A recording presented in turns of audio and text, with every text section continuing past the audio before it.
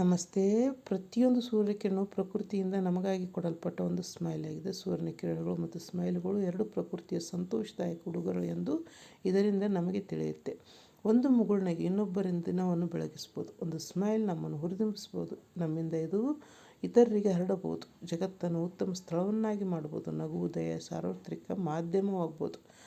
ಆದರೆ ಸೂರ್ಯನ ಬೆಳಕು ಆತ್ಮಕ್ಕೆ ಒಳ್ಳೆಯದು. ಸೂರ್ಯನ ಬೆಳಕು ನಮ್ಮಲ್ಲಿರುವ ಸೋಮಾರಿತನ ಉಡಿಸ್ಬೋದು ಮತ್ತು ಅದು ಇತರರಿಗೆ ಆದರ್ಶವಾಗ್ಬೋದು. ಇತರರೊಂದಿಗೆ ಸ್ನೇಹಪರವಾಗಿರುವುದರಿಂದ ನಾವು ಒಬ್ಬರಿಗೆ ಹೊರಲು ನಮ್ಮ ಸಂಸ್ಕಾರವನ್ನು ಒಡಂಬಡಿಕೆಯನ್ನು ಉಳಿಸಿಕೊಳ್ಳಲು ಬಯಸುತ್ತೇವೆ ಎಂದು ತೋರಿಸ್ಬೋದು. ಈ ಎಲ್ಲ ಆಗಬಹುದು ಎನ್ನುವುದನ್ನು ಈ ಸೂರ್ಯನ ಒಂದು ಕಿರಣಗಳೇ ಸಾಕ್ಷಿಯಾಗ್ಬೋದು. ಅದಕ್ಕೆ ಸೂರ್ಯನು ಹೇಗೆ ಪ್ರತಿದಿನ ಬೆಳಗ್ಗೆ ನಮ್ಮನ್ನು ಬೆಳಗುತ್ತಾನೋ ಹಾಗೆ ನಾವು ಪ್ರತಿದಿನವೂ ಸೋಲದೆ ಹೊಸ ಜೀವನಕ್ಕೆ ನಾಂದಿ ಆಡುವ ದಾರಿ ಮಾಡಿಕೊಳ್ಬೋದು. Thank you. Good day.